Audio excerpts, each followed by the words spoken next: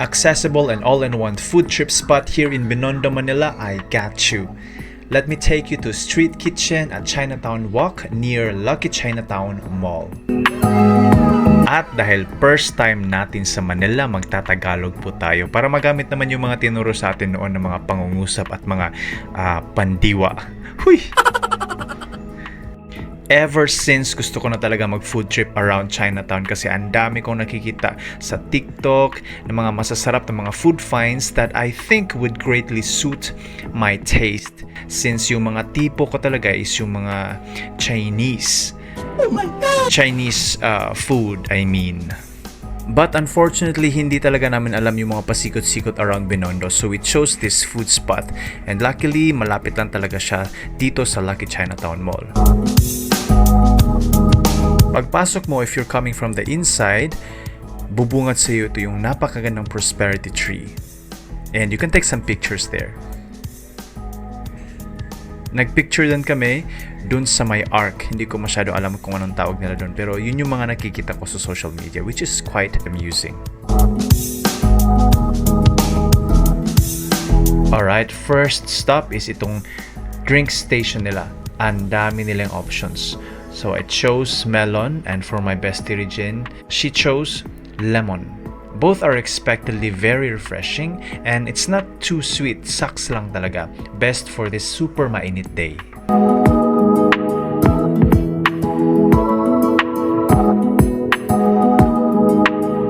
Next is itong Taiwan fried bao. Sa mga hindi nakakaalam, ito ay isang savory pan-fried buns filled with spring onions and juicy minced pork. Actually, kakaiba siya sa mga usual na mga steamed siopao na natitikman natin kasi ito, medyo crispy yung ilalim niya.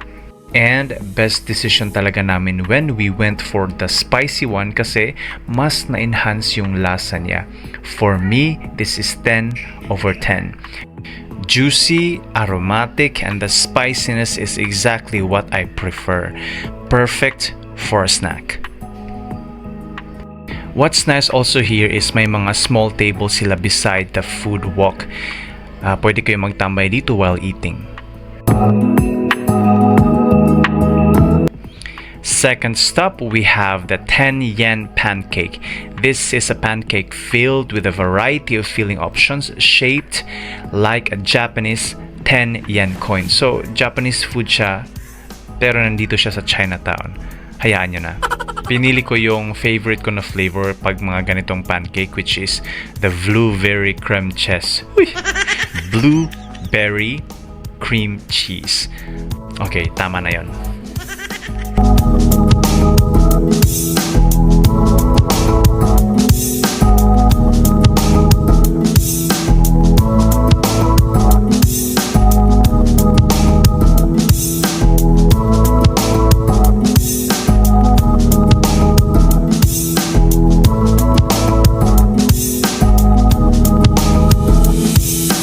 Ayan, luto na siya and mag-ingat lang kasi medyo mainit siya.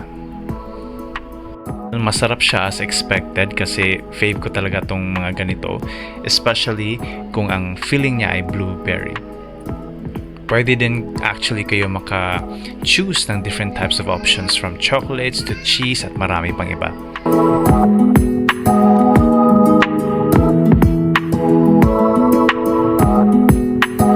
Third stop is itong pastry station nila. Ang sarap ng hopya nila dito. Kakaiba yung texture. Very light, airy, and flaky at the same time. I should have bought madami na pang pasalubong pero hindi ko nagawa. Late ko na kasi siya natikman.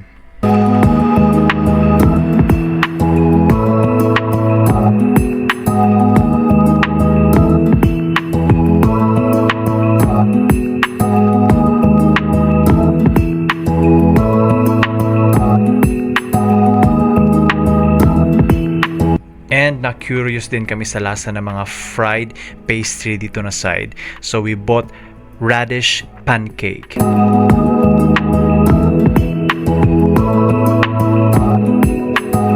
Kakaiba yung lasa niya. Para siyang egg whites na di ko masyado maintindihan. Pero malasa naman siya at saka nakakabusog.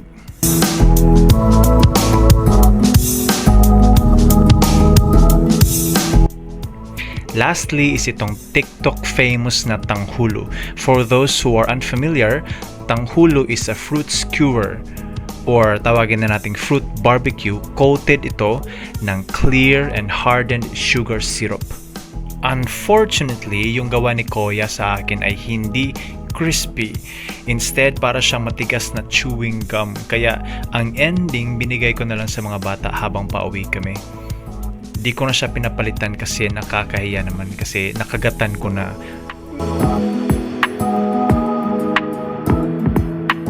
Ang dami pa nilang options na pwede namin i-try pero at that time busog na talaga kami. Mas maganda dito actually mga around 6 p.m. kasi mas maraming stalls ang mag-o-open and maganda yung lights paggabi. Perfect for family, friends, and couple dates. All in all, it was a very flavorful and fun food trip. Babalik ako dito for sure soon. Hanggang sa muli, paalam! Kapuyag Tagalog